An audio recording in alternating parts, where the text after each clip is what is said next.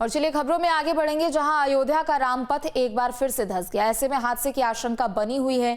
कोतवाली नगर के साहबगंज में गुलाबबाड़ी मोड़ के पास रामपथ धंस गया। स्थानीय लोगों ने पत्थर रखकर किसी तरह से इसे कवर किया और ऐसे में कहा जा रहा है कि किसी भी समय दुर्घटना हो सकती है। इसके पहले भी कई बार रामपथ कई स्थानों पर धंस चुके हैं।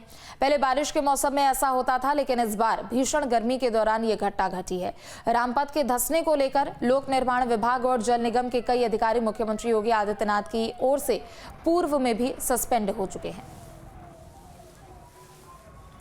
और चलिए ज्यादा जानकारी के लिए संजीव आजाद हमारे साथ जुड़ चुके हैं। संजीव, रामपथ जिसे लेकर काफी ज्यादा यहाँ निर्माण को लेकर आश्वस्त किया जा रहा था कि ये बेहद ही बढ़िया निर्माण है, लेकिन बारिश के समय में सड़क धंसने की घटना समझ में आती है।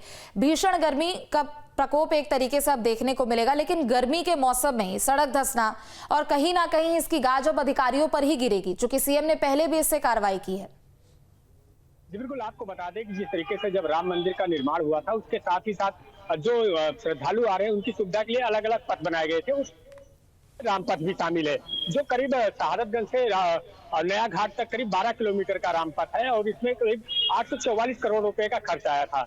और जब ये रामपथ बनकर तैयार हुआ था तो पहली बारिश भी नहीं झेल पाया। करीब आधा दर्जन के आसपास जो है जगहों पर रोड धंसने की घटना आई थी। इसके बाद कार्रवाई हुई थी, जो मुख्य अधिकारी अभियंता और विभागाध्यक्ष को जो है सस्पेंड किया गया था।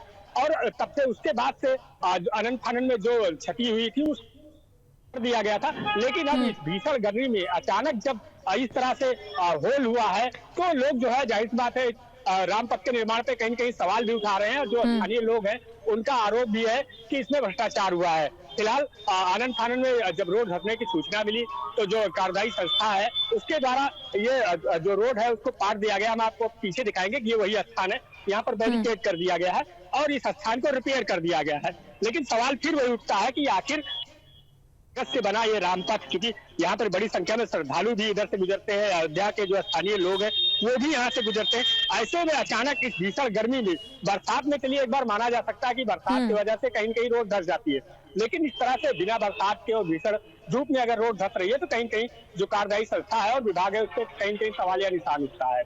जी बिल्कुल, और इससे पहले भी सीएम योगी ने कई अधिकारियों को सस्पेंड भी किया था, लेकिन बावजूद इसके जब ऐसी तस्वीर रामपथ खासकर अयोध्या से देखने को मिलेगी, जहां पर हजारों करोड़ रुपए खर्च किए गए हैं अयोध्या के कायाकल्प को लेकर, और बार बार सरकार की ओर से एक उसकी नजीर भी पेश की जाती है कि अयोध्या जो कि काफी ज्यादा बदला है पिछले दशकों के मुकाबले, क्या अभी तक किसी की जवाबदेही तय की गई है इस पूरे मामले में? बिल्कुल, जिस तरीके से कहा जाए कि अयोध्या का पूरी तरह से कायाकल्प हो गया है और पथ अलग अलग बनाए गए हैं, लेकिन अगर रामपथ की बात की जाए केवल रामपथ पे ही लगातार शुरू से ही इस तरीके से शिकायतें आ रही है। इसको लेकर मुख्यमंत्री आदित्यनाथ ने कार्रवाई करते हुए 2 लोगों को सस्पेंड किया है। हालांकि अभी इस पूरे मामले को लेकर जो संबंधित विभाग है, लोक निर्माण विभाग है, सिंचाई विभाग, उसकी तरफ से कोई कैमरे के सामने तो नहीं बोलने आ रहा है, लेकिन ये जरूर बताया जा रहा है कि जो रोड निर्माण के साथ साथ सीवर लाइनें पड़ी थी, सीवर लाइनें के आसपास पटाई में कहीं कहीं जो जब मिट्टी जब बैठती है तो उसके बाद ये धंसने की घटना हुई है।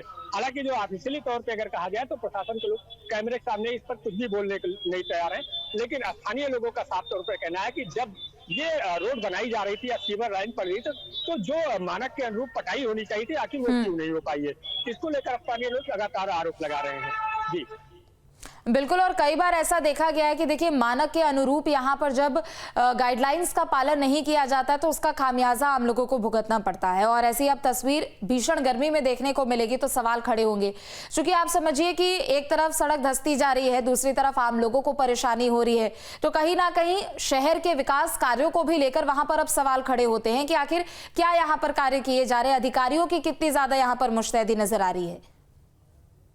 जी बिल्कुल, अगर अधिकारियों की बात की जाए तो जो आला अधिकारी हैं वो लगातार जो है जो कार्य हो रहे हैं, क्योंकि तमाम रामपथ, धर्मपथ, भक्तिपथ तमाम रोड बने हैं, लेकिन वो सारे रोडों पर इस तरह की कभी शिकायत नहीं आई है। रोड बन रहे हैं उसपे, क्योंकि लाखों लाख श्रद्धालु अयोध्या पहुंच रहे हैं, उन्हीं रास्तों से राम मंदिर सहित हनुमानगढ़ी, कनक भवन, तमाम जो प्रमुख मठ मंदिर है वहां पर रतन पूजन कर रहे हैं, सरयू घाट पे जा रहे हैं। लेकिन अगर रामपथ की बात की जाए तो रामपथ शुरुआत से ही जब से इसका निर्माण पूरा होने का दावा किया गया है, हालांकि उस दौरान भी कुछ निर्माण कार्य चल रहे थे, उसके बाद से जब पहली बरसात हुई पहली बरसात के साथ ही करीब, जैसे मैंने बताया कि करीब आधा दर्जन से अधिक जगहों पर सड़क धंसने की घटना आई है। बरसात में कई जगह जलभराव भी हुआ है, उसके बाद कार्रवाई भी हुई। लेकिन अब इस मौके पर, चूंकि ठीक है, इस दौरान ना तो बरसात है। जी बिल्कुल।